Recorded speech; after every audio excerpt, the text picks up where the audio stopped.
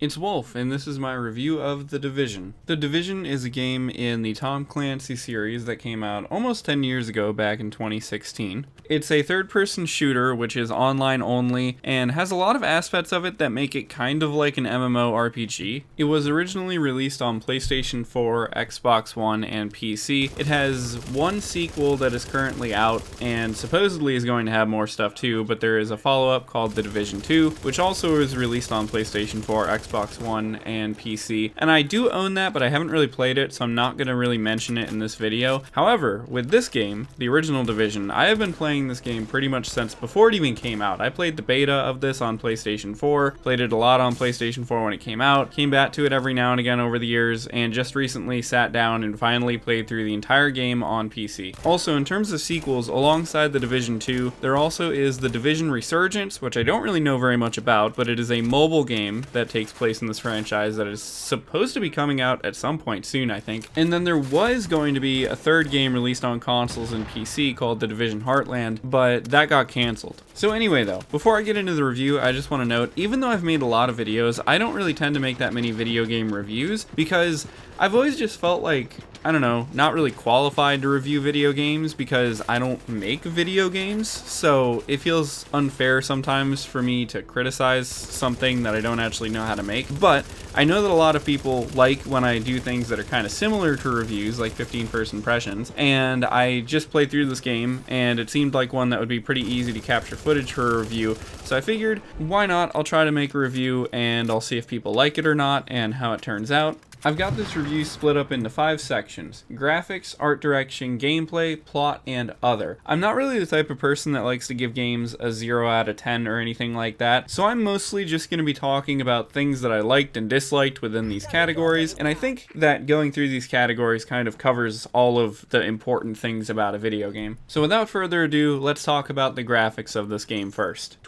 Graphics are something that I've never really known what to say about when it comes to reviews and stuff, because I'm not really that much of a stickler for graphics myself. I care mostly about frame rate and if I can see what I'm looking at without it hurting my eyes. So I don't have a ton to say in this department, but I figured it's important for me to include because a lot of people do care about graphics, and sometimes there is significant stuff to say about it in some games. But in The Division, there's not a ton for me to talk about. Overall, the graphics of The Division are very good. It still looks really good today, even 9 years later now, almost 10 years later, especially on PC. On PC, there is support for a lot of different resolutions. Like my monitor that I have hooked up to my computer is 1440p, and it actually had 1440p support, which kind of surprised me because sometimes that one is skipped over. The game also got a solid 60 FPS the entire time I played it, and of course on PC, that depends on your hardware. I have not a super powerful computer. I've talked about it a couple times before. It was like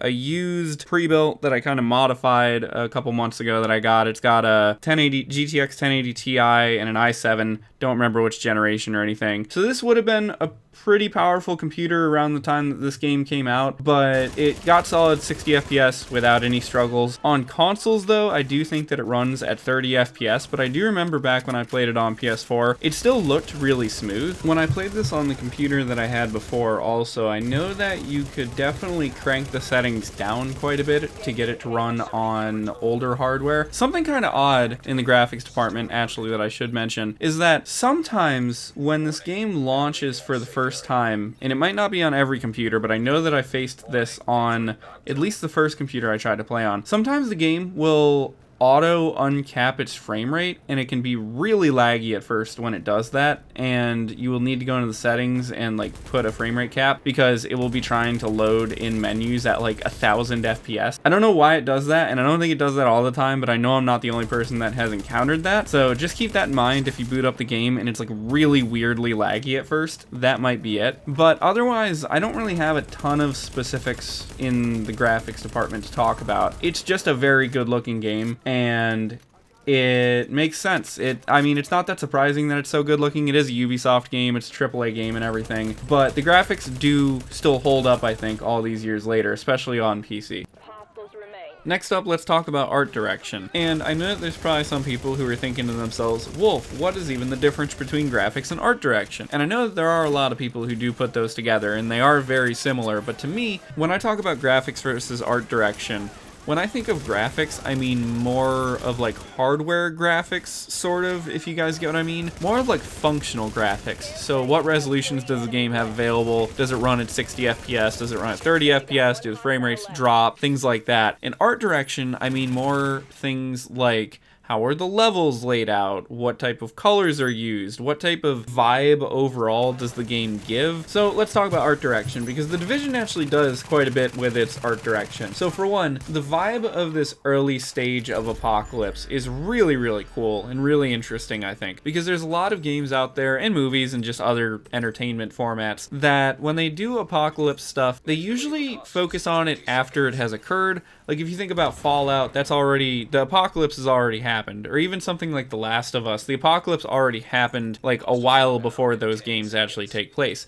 But with The Division, the apocalypse that is occurring is sort of in its really early stages, and there's hope that it might not necessarily turn into a full apocalypse, which I find really interesting. There's a lot of remnants of society that are still functioning in The Division, so as you wander around, you'll see things like where everybody tried to evacuate, but yet there's also still a lot of people in The Division's New York City, and there's stores that are still being looted because the whole city hasn't been looted yet, or inside of safe houses, there's people that are still selling things because there is still some form of economy that's occurring. The Division also excels at using small details to tell stories. So one of the examples that I noticed while playing through the game this time is that there's actually like a lot of body bags in different areas around the game, and some of the missions and also just some of the places that you wander through. There's tons of body bags, and it's something that is really easy to miss at first, but then if you look at them a little more and you realize, oh wait, these are not just like trash bags or whatever, there are people in these, or there's also like caskets and stuff in some areas, and that is like super effective at like subtle storytelling, because it makes you realize just how deadly the green poison is supposed to be in this universe. Or there's other things too, like evacuation checkpoints that not only work for gameplay purposes, but also work in terms of like, you can look at the cars and see how they're lined up and see how sort of realistic it was and how rushed the characters within this game would have been to leave New York City. Or also a lot of the safe houses in this game are really well themed, because they're not just random rooms, they're usually some form of business or room of a business or something along those lines that you can tell was originally something else and has been retrofitted to be this new thing. For example, there's one that's like a movie theater and there's still a movie screen going, or there's one, or I think a few actually, that are supposed to be like they were bars previously. Things like gunfire, explosions, snow, all of that type of subtle detailing also looks really good in this game. And in general, I know that The Division is not exactly an MMO, but compared to other games of this style that are MMOs or related to MMOs, The Division has really, really good graphics comparatively. And the subtle use of this kind of thing just makes it look so real and so believable, because especially even though I live in the southern US now where we like effectively don't get snow, I have lived places where we've gotten snow, and the snow in this game looks so good. It looks like super real to how it looks when you get like a giant flurry of snow in real life. I also want to mention character movement, because I think that the character movement in this game is really excellent. The cover system in this game goes a couple steps further than the cover systems of a lot of games, where in The Division you can not only just swap cover, but you can kind of run between cover, you can sprint, stop sprinting, things like that, and all of the animations blend together really well and are just really, really smooth, and it adds a lot to not only the combat, but just the exploration of this game's world. The only negative note that I have about the art direction in this game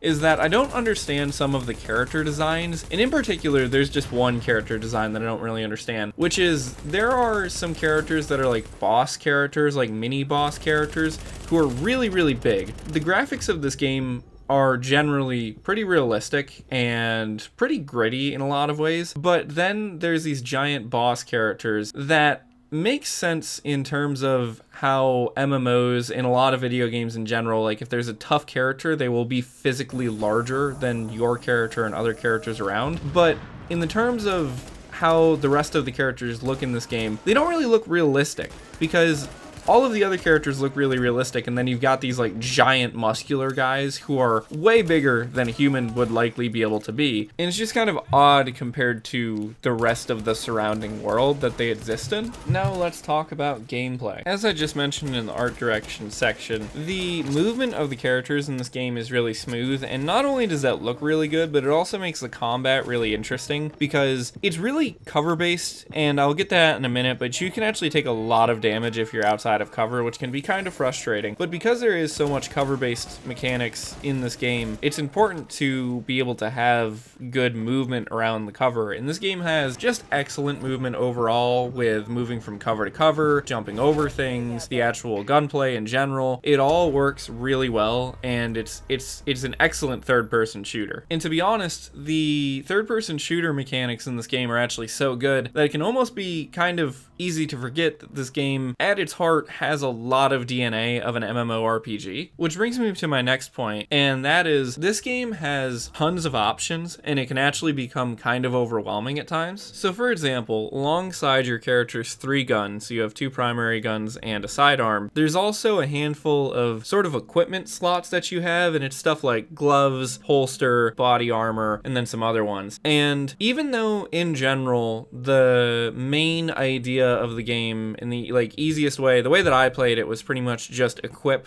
items with better numbers as the game goes on, it can be easy to forget that that's a thing that you need to do, because there's a lot of third-person shooters that don't necessarily have those mechanics, and they go definitely deeper than that as well. And I know I might be talking in circles a little bit here, but I hope you guys understand what I mean when I say that just this game is mostly a third-person shooter, but there are so many complicated sub-mechanics that can kind of almost make it clunky at times, because there's so many things that you need to focus on. And this game can be very unforgiving, especially later on when you get into higher levels, because there are times where if you do not have the most optimal setup, you will get demolished by the NPCs. Alongside the guns and equipment on your character, like I mentioned, there's also skills that you can unlock, and then there's the whole thing with the base of operations and how you can upgrade that over time. There's multiple types of grenades. Alongside health kits, there's things like soda, water, candy bars that can do stuff for you. So there's just a lot of things going on in this game all the time. And I've got to say that in general, it can just make it frustrating, because there are so many things to balance, and like I mentioned, if you don't balance them correctly and you don't kind of consistently go back through all your equipment and make sure you have the best stuff equipped and make sure to sell all the old stuff that you don't need, it can get really frustrating, because the way that this game works with leveling and stuff, which I'm going to talk about a little bit later on, but it just is very hard to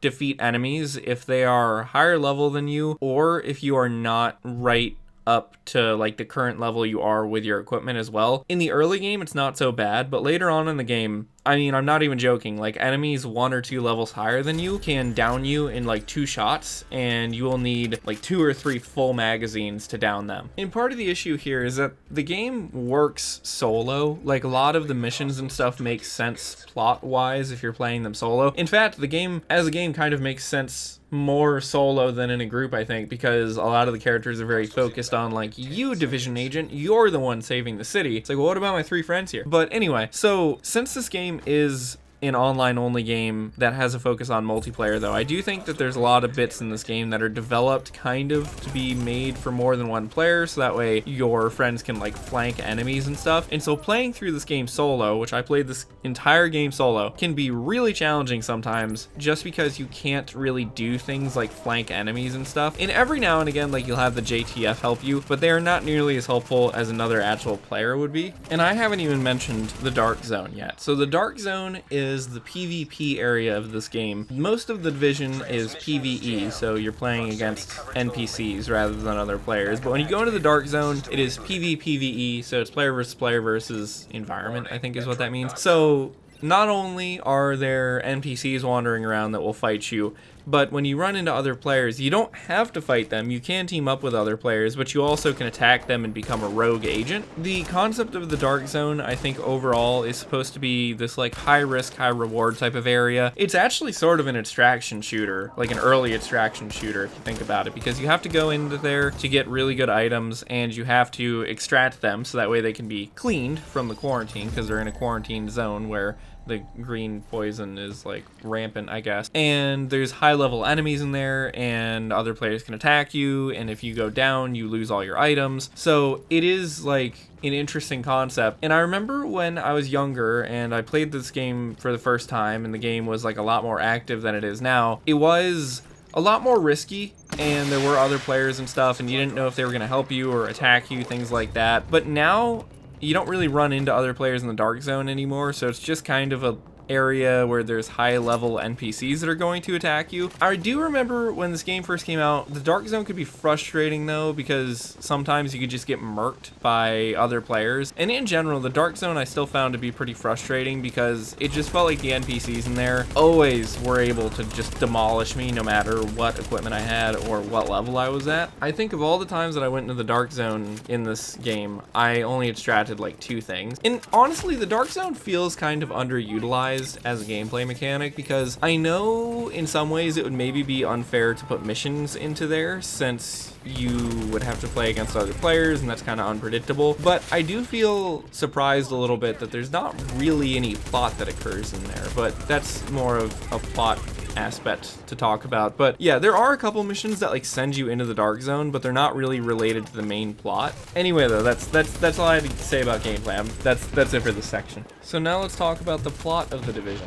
My first note here in my plot section of my notes, I think sort of summarizes how I feel about the plot pretty well. I have written that it's interesting but not especially unique. It does have an interesting plot, but I do think in a lot of ways this game doesn't do a ton of unique stuff with the plot. I feel like there's not a ton of other, I guess, military shooters that take place during an apocalypse or like a pandemic, but at the same point, I don't think it necessarily like did anything that I was really surprised with. There weren't really any huge twists or anything. And in fact, the way that the plot is set up at times can sort of not agree with the way the gameplay is set up, because there's aspects of the gameplay that need to be justified by the plot that have to be justified like earlier than they occur in the plot. So for example, this isn't really much of a spoiler, because for one, the game kind of tells you about it from the beginning, but also this game has been out for like 10 years. So the whole thing with rogue agents, like when you go into the dark zone for the first time, you're kind of introduced to the idea that there are rogue agents who have split away from the division and fight each other and stuff, at least in the dark zone. But that isn't really explained in the plot until later on, and then you find out that one of the main antagonists of the game is, oh my goodness, he's a rogue agent. And it's like, well, yeah, but I already knew that those guys existed because I've been in the dark zone before. Similarly, the plot order of this game can get a little bit screwed up sometimes, because the way that the missions are laid out on the map, you actually, I think, can enter any mission at any level, but you will not be able to progress very far in some of them unless you are the actual suggested level. But regardless, all of the missions are on the map, and you can still read the blurbs about the different missions and hear the voice messages about them that happen when you hover over them on the map or start them. And that doesn't provide like big spoilers, but it does make the story feel a little bit disjointed at times. And plus, depending on how you play through the game, there are parts where you might do missions like slightly out of order, and I guess that in some ways like the missions can kind of be done in any order, but they do have an order to them that makes sense. So that's just another thing to consider. Something that this game does excel at though, I think, is subtle storytelling. There are a lot of collectibles spread about the Division's version of New York City that tell you about the various characters, the antagonists, and just like everyday citizens of this virtual New York. And it does a really good job of introducing you to the world of the Division and kind of what happened to people early on in the green poison pandemic, and just what has occurred to everyday people in New York City in this game. And it's fascinating too how like there's so many different perspectives, because some of the voicemails and stuff that you'll find from other characters, some of them are from everyday people, some of them are from enemies, some of them are from other Division agents. So it gives you a lot of different perspectives on things. In a lot of ways too, I feel like this game actually does a pretty good job at making you sort of empathize with some of the enemy characters, because like the cleaners, obviously burning everybody is not a great idea, but you can almost sort of understand their mindset when you see some of the voicemails and stuff that they leave about how, in their mind, that is how humanity needs to be saved. However, the subtle storytelling that happens in The Division can also be a little bit of a problem because it can be really easy to miss a lot of it if you just don't pick up items or don't even find items as you play through the game. You won't necessarily see everything that there is to see. That being said, the main plot does kind of tell you everything that you need to know, but it's an interesting choice for them to put so much of the plot in things that are not necessarily directly given to the player. And relatedly, I also want to mention that the story of The Division as a franchise as a whole goes way beyond just the games. There are actually a number of books written in the Division universe, and this is one of these interesting situations where this franchise did start out with video games and then subsequently went to books rather than the other way around that you see sometimes. So there's a lot of plot in those books. I've read one of them. Funny enough, when I was in grad school, I actually did part of my dissertation about The Division, and so I had to read one of the books, and it explored a lot more about the plot and showed outside of New York City how everything was going, and the books just kind of generally explore more of the surrounding world of The Division. So there's actually like a lot to The Division, and you don't necessarily see all of it if you just played the games. And the last note that I have here in my plot section of notes is that the ending leaves interpretation but not an actual choice, which isn't really a bad thing. I understand what they were trying to do, but it did feel kind of odd because it feels like there's a major choice that's presented to you, but there's not actually any choice to be made, you know what I mean? Because I think it's like a sort of gameplay versus plot situation where you couldn't necessarily like actually give players that choice because it would mess with the game mechanics, I guess. And I'm not going to spoil what it is exactly, but if you guys have played the game, you probably know what I mean a little bit. It has to do with the rogue agent thing some more. And lastly, we're into the other section of my notes. So one of the things that I really wanted to talk about in this video that I wasn't really sure where else to put it was that the leveling system in this game really frustrated me. And actually the game can get extremely frustrating as you progress through it because it gets very challenging for seemingly no reason. So The Division has one of these leveling systems that I've never really understood why some games do this, where as you play through the game and you level up, the enemies surrounding you also level up. And I don't understand why games do that, because I would assume that the point of leveling up was so that way you could become stronger and you could then take on enemies of a higher level. But when all of the enemies around you just stay at the same level as you, I feel like it kind of takes away the purpose of a leveling system. And then in The Division, it's especially frustrating because in some of the areas, the map of New York City is split up by levels. And so you're kind of restricted to areas that are at your level, and there are areas with higher level enemies, and it just feels like no matter what you do, you're always going to kind of encounter really tough enemies. And as you level up, initially, a lot of the districts keep the same level enemies. So some of the earlier districts will have enemies that are only like level 5 or whatever, and you'll be like a level 15, so then it's pretty easy to go back and defeat enemies in those districts. But eventually, once you hit like the late 20s, the enemies around you start to level up too. So even if you're in a district that originally was like level 5 enemies, if you're level like 27, you'll encounter enemies that are only a couple levels behind you rather than like 20 levels behind you. And then once you hit level 30, pretty much all of the enemies in the game also become level 30. And I know there's a whole thing where after you hit level 30, there's like gear rankings and stuff, but I kind of finished the game right around the time that I hit level 30, so I didn't really pay that much attention to that. But my point is that it feels like no matter what you do in this game, you are always outgunned, which is something that I kind of mentioned earlier about how enemies who are just a few levels above you will demolish you. If you're, say, level 15,